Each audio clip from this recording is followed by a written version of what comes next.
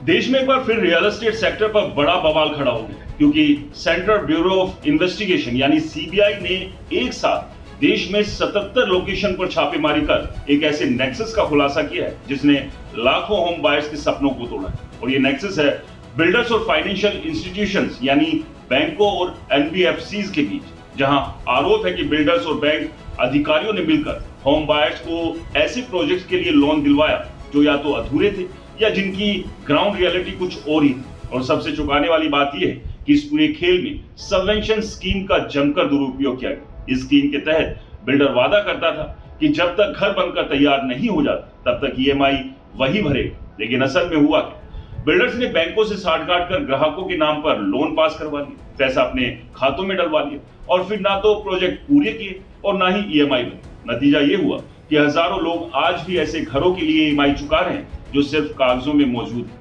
CBI की इस कार्रवाई में देश के कई बड़े शहरों जैसे दिल्ली एनसीआर, मुंबई, बेंगलुरु, पुणे और अहमदाबाद में एक साथ छापेमारी हुई, जिसमें कई बड़े बिल्डर ग्रुप्स और बैंक अधिकारियों के ठिकानों को खंगाला गया। शुरुआती जांच में सामने आया कि फेक डॉक्यूमेंट्स, ओवर वैल्यूएशन और गलत अप्रूवल्स के जरिए हजारों करोड़ का खेल खेला गया। कई मामलों में कस्टमर को बिना उनकी पूरी जानकारी के लोन एग्रीमेंट्स में फंसाया गया और कुछ केस में तो ऐसे भी खुलासे हुए जहां प्रोजेक्ट के लिए जमीन ही नहीं थी लेकिन लोन पास हो, यानी पूरा सिस्टम भी एक स्कैम मशीन बन चुका था। और ये पहली बार नहीं जब इस तरह का बिल्डर बैंक गठजोड़ सामने आया।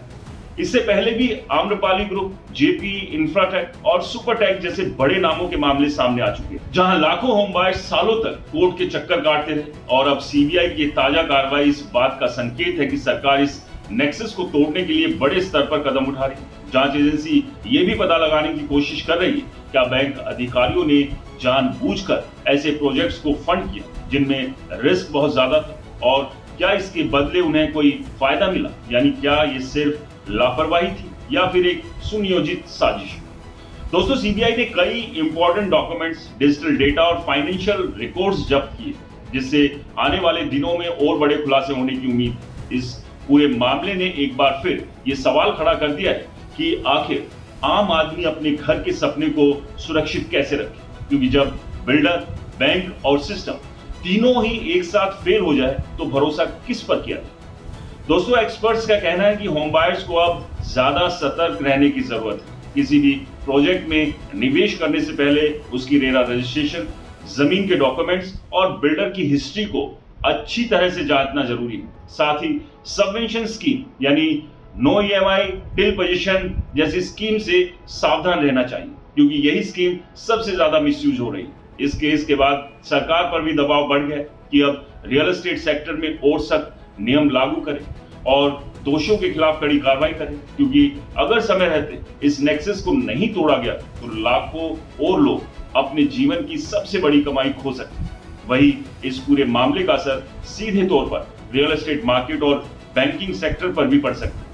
निवेशकों का भरोसा हिल सकता है और प्रॉपर्टी की डिमांड पर भी असर देखने को मिल सकता है। लेकिन सबसे बड़ा सवाल अभी भी वही है, क्या इस बार दोषियों को सजा मिलेगी या फिर ये मामला भी पुराने केसों की तरह फाइलों में दबकर रह जाएगा। दोस्तों, इतिहास गवाह है कि ऐसे बड़े स्कैम्स में अक्सर छोटे लोग ही फंसते हैं और बड़े नाम बचकर निकल जाते हैं। लेकिन सीबीआई की इस बड़ी कार्रवाई ने कम से कम इतना तो साफ कर दिया कि अब खेल खुलने लगा है और आने वाले समय में रियल एस्टेट सेक्टर में एक बड़ा क्लीन अप देखने को मिल सकता है। और अगर ऐसा हुआ तो शायद पहली बार होम बायर्स को उनका हक मिल पाएगा। लेकिन तब तक हर निवेशक को सतर्क रहने की जरूरत है, क्योंकि घर का सपना अब सिर्फ एक इमोशन नहीं बल्कि एक हाई रिस्क इन्वेस्टमेंट बन चुका है। दोस्तों, सीबीआई की इस कार्रवाई को लेकर आपकी क्या राय है? क्या आने वाला समय रियल एस्टेट सेक्टर के लिए एक बुरा सपना साबित होगा? और क्या सच में उन लोगों को इंसाफ मिलेगा जो एक भरोसे के चलते ऐसे बिल्डरों के पास अपना पैसा फंसा कर बैठे होंगे? अपनी राय कमेंट बॉक्स में जरूर बताएं और ये भी बताना ना भूलें कि क्या आपके साथ भी कोई इस तरह का फ्रॉड हुआ है।